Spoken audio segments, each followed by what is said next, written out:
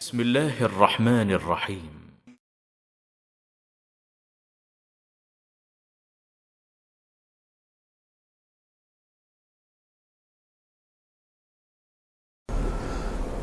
بسم اللہ الرحمن الرحیم نحمدہ ونصلی علی رسولہ الکریم اما بعد.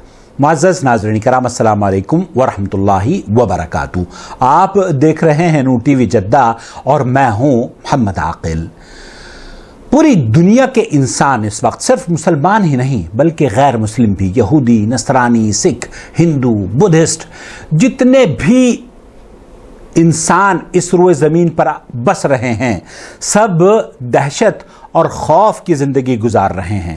ایک ایسی چھوٹی سی مخلوق اللہ رب العالمین کی جو اندیکھی ہے، اس سے پوری دنیا ڈر کر گھروں میں محصور ہو گئی ہے. یہاں اس خطرے کے عالم میں جہاں ہمارے اوپر مختلف انداز سے بیماریاں آ رہی ہیں، اسی طریقے سے مختلف انداز سے بدعقیدگی کے حملے بھی شیطان کرتا ہوا نظر آ رہا ہے. جنید اقبال صاحب میرے خیال سے ٹی وی اینکر ہیں پاکستان، اپنے پڑوسی ملک کے. وہ یہ کہتے ہوئے دکھائی دیے ہیں کہ جناب جس طریقے سے یہودیوں نے اپنی خاص عبادات کی طرف رخ کیا ہے، جس طریقے سے کرسچنز نے اپنی خاص عبادت کی طرف رخ کیا ہے اور رب کی طرف رجوع کر رہے ہیں، اسی طریقے سے مسلمانوں کو بھی گنبد خضرا کی طرف رجوع کرنا چاہیے. اور انہیں خاص طور پر یہ بات سوجی ہے کہ وہ تقریباً 57 یا 58 کنٹریز ان کے لسٹ میں ہیں جن کے سربراہ سارے مسلمان ہیں. وہ یہ کہتے ہیں کہ ان مسلم سربراہوں کو نکل کر اپنے ممالک سے گنبد خضرا کے سامنے، جالیوں کے سامنے بیٹھ کر یہ حکومت سے، سعودی عرب کی حکومت سے یہ درخواست کرنی چاہیے کہ گنبد خضرا کی کھڑکی کھول دے تاکہ وہ جو برکھا انعامات کی ہے وہ برسنی شروع ہو جائے اور وبا اور بلا ٹل جائے. میں آپ کی خدمت میں مختصر سی پہلے تو یہ آواز پیش کروں گا، پھر اس کے بعد ایک تبصرہ، پھر اس کے بعد اس کی حقیقت کیا ہے اس کو بھی بیان کرنے کی کوشش کروں گا، اور یہ کس طریقے سے سعودی عرب کی حکومت پر ہر لمحے یہ کوئی بھی موقع جانے نہیں دیتے ہاتھ سے کہ سعودی عرب کی حکومت پر حملہ کیا جائے. تو یہ بھی میں آپ کی خدمت میں پیش کروں گا. مختصر سا پہلے آپ ان کی گفتگو سماعت فرما لیجئے. مجھے تکلیف ہے، میرا دل کرتا ہے کہ میں نے دیکھا کہ میرا کعبۃ اللہ بند ہو گیا، میں نے دیکھا کہ مسجد نبوی بند ہو گئی. دیکھیے یہ جو وبا ہے نا، میں دعوے کے ساتھ یہ جملہ ادا کر رہا ہوں کہ تمام تر احتیاطی تدابیر کے بعد یہ وبا اس وقت ٹلے گی جب ہمارا رخ گنبد خضرا کی طرف ہوگا، ہمارا رخ گنبد خضرا کی طرف ہوگا. مسلمانوں پر تمام افتاد تاریخ گواہ ہے، کبھی بھی مسجد نبوی کو بند کرنے سے نہیں بلکہ مسجد نبوی کے گنبد کے روشن دان کو کھولنے سے حل ہوئی ہے. مسجد نبوی کے گنبد خضرا کے روشن دان کو کھولنے سے وبائیں ٹلی ہیں، یہ صاحب یہ فرما رہے ہیں. اب اس کی مزید اس پر میں گفتگو کروں گا، لیکن اس سے پہلے آپ کی خدمت میں قاری حنیف ربانی صاحب کراچی سے، وہ ایک گروپ ہے ہمارا صوت الاسلام کے نام سے اور مجھے بھی اس میں شریک کیا گیا ہے. یہ خوبصورت گفتگو وہاں ڈسکس ہو رہی ہے، آپ کے ساتھ بھی شیئر کروں گا، اور پھر اس ویڈیو کو براہ کرم مکمل دیکھیے گا، اپنے تبصرے سے بھی ہمیں نوازیے گا، انصاف سے کام لیجیے گا، اور اگر ابھی تک ہمارا چینل آپ نے سبسکرائب نہیں کیا ہے تو پلیز سبسکرائب کر لیجیے. سنتے ہیں قاری حنیف صاحب کو. اللہ تعالیٰ ان لوگوں کو ہدایت نصیب فرمائے. آمین. جس ویڈیو میں اس بندے نے بیان کیا ہے، علامہ اعلی قبر پرست اور غیر اللہ سے مدد مانگنے والا اس سے بڑھ کر اور کیا کہہ سکتا ہے؟ صحیح بات ہے، بالکل مناسب. بول رہا ہے صحابہ کرام رضوان اللہ علیہم اجمعین پر کہ صحابہ کرام رضوان اللہ علیہم اجمعین کو جب بارش کی ضرورت ہوتی، پریشانی ہوتی، وہ حضور کے پاس آتے، گنبد خضرا کی کھڑکی کھولی جاتی اور پھر بارش وغیرہ ہوتی. خدا کا خوف کرو اللہ کے بندو، یہ گنبد خضرا بنایا کب گیا ہے؟ صحابہ کے دور میں کب بنایا گیا تھا؟ صحیح بات ہے. جھوٹ کا نہ کوئی سر ہوتا ہے نہ کوئی پاؤں ہوتا ہے. بے شک ترکیوں کے دور حکومت میں یہ نبی صلی اللہ علیہ وسلم کے قبر مبارک کے اوپر یہ گنبد وغیرہ بنایا گیا. اور ورنہ عائشہ رضی اللہ تعالیٰ عنہ کا جو گھر تھا اس میں تو جو نا اوپر سے کوئی کھڑکی نہیں تھی. صحیح بات کھڑکی ہوتی تھی جو آپ صلی اللہ علیہ وسلم کی دروازے کے ساتھ جو مسجد نبوی کی طرف کھلتی تھی، کھڑکی بھی اور دروازہ بھی. باقی یہ تو کہیں پر بھی نہیں ہے جو کچھ ان لوگوں نے بیان کیا ہے. اللہ تعالیٰ ان لوگوں کو ہدایت نصیب فرمائے. آمین. صحابہ کرام رضوان اللہ علیہم اجمعین کے دور میں دیکھیں، فاروق اعظم رضی اللہ تعالیٰ عنہ کے دور میں دور خلافت میں 61 سالی آئی. صحیح مسلم کے اندر حدیث موجود. بے شک. افسوس یہ ہوتا ہے کہ ان بدبختوں نے کوئی حوالہ پیش نہیں کرنا ہوتا، صرف بونگیاں مارنی ہوتی ہیں اور اس طرح کے لچھے دار اور بنی جنی ہوئی جڑی ہوئی اس طرح کی باتیں کریں گے کہ لوگ کہیں گے یار بات تو اس نے بالکل 100% صحیح کہی ہے، جبکہ 100% نہیں 1000% اس نے جھوٹ بولا ہے اور اس طرح بہتان تراشی لگائی ہے اس نے صحابہ کرام پر. صحیح بات. فاروق اعظم رضی اللہ عنہ کے دور خلافت میں قحط پڑ گیا. صحیح مسلم میں حدیث ہے، دیگر کتب کے اندر بھی. تو فاروق اعظم رضی اللہ تعالیٰ عنہ نے صحابہ کرام کو ساتھ لیا اور میدان میں چلے گئے، جس طرح کہ حضور کی سنت تھی کہ میدان میں جا کر دعا کرنا. صحیح بات. سب کو ساتھ لیا اور حضرت عباس رضی اللہ تعالیٰ عنہ جو نبی کریم صلی اللہ علیہ وسلم کے چچا تھے ان کو بھی ساتھ لیا. اور وہاں جا کر انہوں نے دعا کی اور دعا کے الفاظ دیکھے. صحیح مسلم کی حدیث آپ اٹھا کر دیکھ لیں کہ یا اللہ ہم پہلے نبی صلی اللہ علیہ وسلم کے ساتھ آتے تھے تو ہمیں بارش عطا فرماتا تھا. یہ کب کا معاملہ؟ فاروق اعظم رضی اللہ عنہ کی دور خلافت کا. اور حضور صلی اللہ علیہ وسلم اس دنیا سے رخصت ہو چکے ہیں، ابو بکر صدیق بھی رخصت ہو چکے ہیں. فاروق اعظم رضی اللہ عنہ کی دور خلافت کا بھی آدھا زمانہ تقریباً گزر چکا ہے. صحیح. یا اللہ ہم پہلے نبی صلی اللہ علیہ وسلم کے ساتھ آتے تو ہمیں بارش عطا کرتا تھا، اب وہ ہمارے درمیان نہیں ہے، ہم ان کے چاچا حضرت عباس کو لے کر آئے ہیں، تو ان کے وسیلے سے ہمیں بارش عطا فرما. صحیح بات. ہم تجھے بطور وسیلہ کیا پیش کرتے ہیں؟ حضرت عباس رضی اللہ تعالیٰ عنہ، تو ہمیں بارش عطا فرما. تو جو زندہ تھے موجود تھے انہیں پیش کیا گیا کہ یہ موجود ہے، اب ان کے ذریعے میں بارش عطا فرما. تو بارش ہوگی.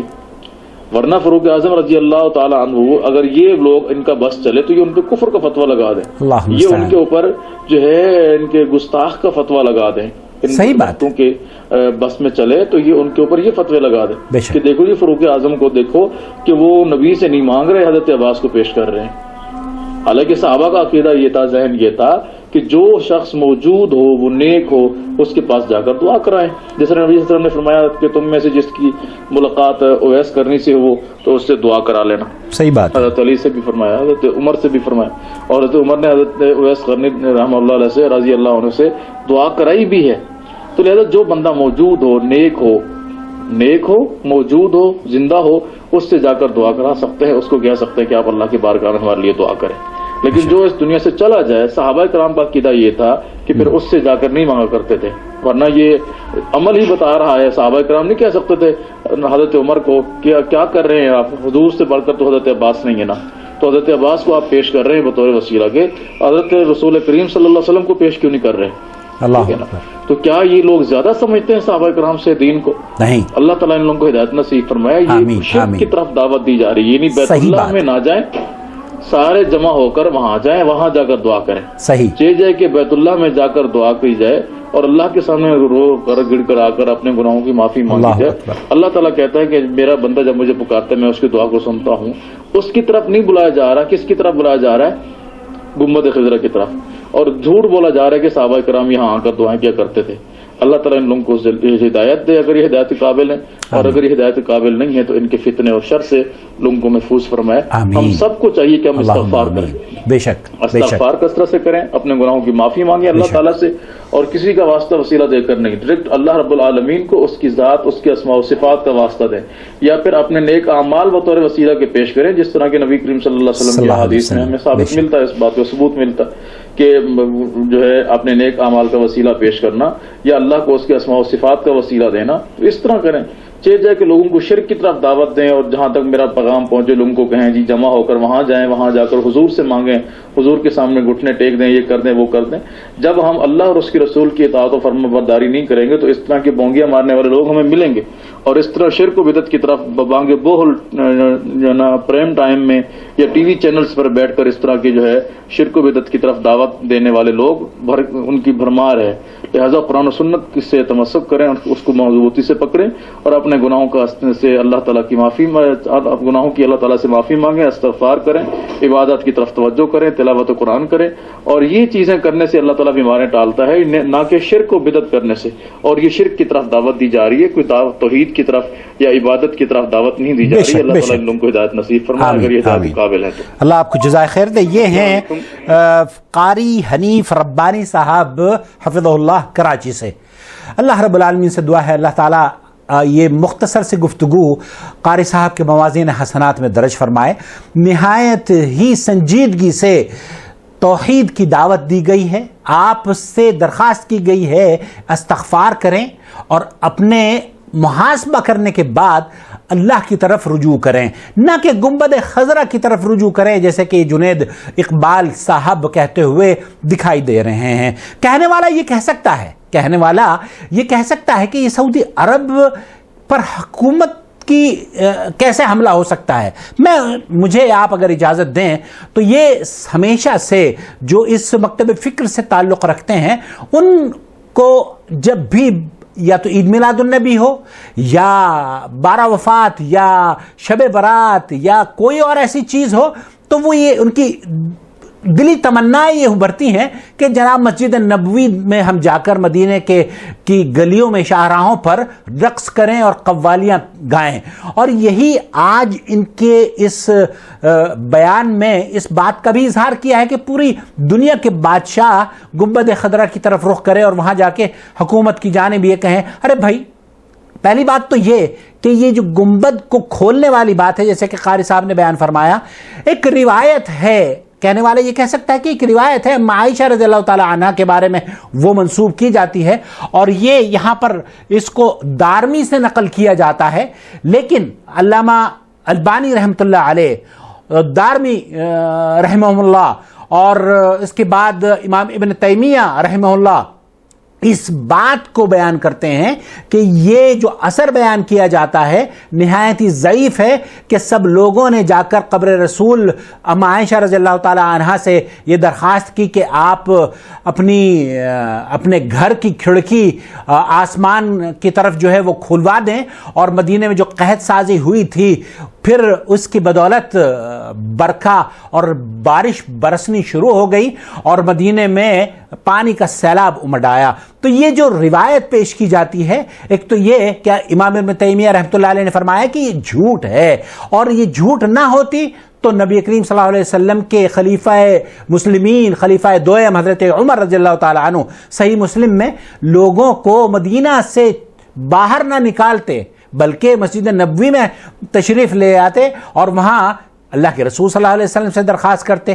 یہ پہلی بات. دوسری چیز یہ سوال یہ پیدا ہوتا ہے کہ ایسے حالات میں جبکہ ہر ملک کے بادشاہ نے اپنے طیاروں کو، اپنی ٹریول ارینجمنٹ کو بند کر دیا ہے اور ایک دوسرے شہروں کی جو ٹریول ہیں وہ ختم کر دیے گئے ہیں، آدمی مکہ سے جدہ نہیں آ سکتا، جدہ سے ریاض نہیں جا سکتا، اسی طریقے سے دہلی سے لوگ غازی آباد تک نہیں جا سکتے. ایسی صورتحال جب کہ ملکوں میں ہو تو یہ صاحب یہ کہہ رہے ہیں کہ جارڈن کے بادشاہ بھی نکل کر آ جائیں، ترکی کے فلانے بھی نکل کر آ جائیں اور یہاں آ کر ان کو تلاش کریں. عمران خان صاحب کو بھی یہ بھیجنا چاہ رہے ہیں کہ عمران خان صاحب بھی نکل کر یہاں آ جائیں. رہے بھائی میرے، اس تکلف کی ضرورت کیا ہے؟ جب آپ کو شرک ہی کرنا ہے تو کیا آپ کے ملک میں داتا دربار کا دروازہ بند ہو گیا ہے؟ حکومت نے اگر دروازہ بند کیا ہے تو آپ ان سے درخواست کریں نا. عمران خان صاحب سے درخواست کریں کہ داتا دربار کا دروازہ کھول دیں اور آپ وہاں جا کر جو کرنا ہے وہ آپ کریں. لیکن آپ یہ چاہتے ہیں کہ لوگ کسی طریقے سے کوئی بھی موقع آئے کہ ہم سعودی عرب کو بیچ میں لا کر کے، جناب ہم نے تو کہا تھا کہ سعودی عرب ہمارے لیے دروازہ کھولے اور ہم گنبد خضرا کی کھڑکی کھلوائیں اور پوری جو انسانیت ہے وہ بچ جائے. حالانکہ یہ بدعقیدگی ہے اور اللہ کے فضل و کرم سے جب تک آل عبدالعزیز ان دو شہروں کی نگہبان اور خادم موجود ہیں، میں یہ سمجھتا ہوں کہ یہ دور نہیں آنے والا کہ یہاں کے دروازے شرک اور بدعات کے لیے کھلیں. اللہ رب العالمین سے دعا ہے کہ اللہ تعالیٰ ایسے فتنوں سے مجھے بھی اور آپ کو بھی، آپ کے اہل و عیال کو بھی، رشتہ داروں کو، پیاروں کو، سب کو محفوظ فرما لے۔ ہمیں بہت اچھا لگتا اگر یہ کہتے کہ ہمیں اللہ کی طرف رجوع کرنا چاہیے۔ اس وقت تو ولاۃ الامور کی جانب سے یہ انسٹرکشنز آئی ہیں کہ ہمیں اپنے گھروں میں نمازیں پڑھنی ہیں، ہمیں گھروں میں اپنی عبادات کرنی ہیں۔ جتنا ہم کم باہر نکلیں گے اتنا ہی میرے لیے بھی عافیت ہے اور آپ کے لیے بھی عافیت ہے۔ تو بجائے اس کے کہ اس بات کی دعوت دیں، حکومت کی جو انسٹرکشنز ہیں ان کو فالو کرنے کی دعوت دیں، دعوت یہ دی جا رہی ہے کہ اپنے اپنے ملکوں سے طیارے لے کر جناب گنبد خضرا کی طرف رخ کر لیا جائے۔ یہ میں سمجھتا ہوں کہ ایک ایسا دعویٰ ہے جو کہ اللہ رب العالمین اس طرح کے دعووں ہی کے نتیجے میں آج میں سمجھتا ہوں کہ امت اور انسانیت اس امتحان سے گزر رہی ہے۔ اللہ تعالی ہم سب کی حفاظت فرمائے اور اللہ رب العالمین اس دنیا کو امن اور شانتی کا، سلامتی کا ایک بار پھر گہوارہ بنا دے، اور وہ سپاہی جو کرونا کی شکل میں اللہ رب العالمین نے اس دنیا میں دہشت اور خوف کے لیے بھیجا ہے، اللہ رب العالمین اسے ہم سب کو اللہ کی طرف رجوع کرنے کا سبب بنا دے، اور وہ لوگ جو اللہ کی طرف رجوع نہیں کر سکتے ان کو بھی اس یہ لمحہ فکریہ ان کے لیے ہو کہ وہ اپنے معبودان باطلہ کو چھوڑ کر، تالی بجانے کو چھوڑ کر اور ڈش انٹینوں کو توڑنے کی بجائے وہ اپنے گھروں میں بیٹھ کر اپنے خالق اور اس حقیقی مالک سے اپنا رابطہ قائم کریں اور اس سے کمیونیکیشن کا آغاز کریں جس نے انہیں پیدا کیا ہے، جس نے اس وائرس کو پیدا کیا ہے۔ اور بہت خوبصورت بات شیخ علی الحذیفی نے اپنے خطبے میں کہی، جو میں اپنے دوسرے چینل پر آج انشاءاللہ تعالی اپلوڈ کر دوں گا۔ مدینہ منورہ کے خطیب نے کہا کہ یہ جو وائرس اللہ تعالیٰ نے بھیجا ہے، اگر اس کا کام صرف دوسروں کو نقصان پہنچانا ہوتا تو کیا جتنے لوگ اس کے دائرے میں آئے وہ مر نہ گئے ہوتے؟ نہیں، اس کا مطلب یہ ہے اس کو ایک خاص مشن پر بھیجا گیا ہے۔ اور خاص مشن کیا ہے؟ خاص مشن یہ ہے کہ ہم اور آپ اللہ کی طرف رجوع کریں، اور یہ ایک لمحہ فکریہ ہے۔ اللہ رب العالمین سے دعا ہے کہ اللہ تعالیٰ اس وائرس سے بھی ہمارے لیے خیر اور بھلائی کے دروازے کھول دے، اور اس وائرس سے ان لوگوں کو اثر انداز کرے جو کہ انسانیت کے دشمن ہیں، جو کہ انسانیت کو تکلیف پہنچانا چاہتے ہیں، جو کہ مسلمانوں اور اسلام کے دشمن بنے ہوئے ہیں۔ اللہ رب العالمین اس وائرس کے ذریعے ایسے دشمنان انسانیت کو، اس دنیا کو صاف کرنے کا اسے ذریعہ بنائے، تاکہ یہ دنیا امن اور شانتی کا ایک بار پھر گہوارہ بن سکے۔ آمین یا رب العالمین۔ والسلام علیکم ورحمۃ اللہ وبرکاتہ۔ اخوکم فی اللہ محمد عاقل، جدہ سے مملکت سعودی عرب۔ اللہ ولی الذین آمنوا یخرجهم من الظلمات الى النور والذین کفروا اولیاؤهم الطاغوت یخرجونهم من النور الى الظلمات اولئک اصحاب النار هم فيها خالدون۔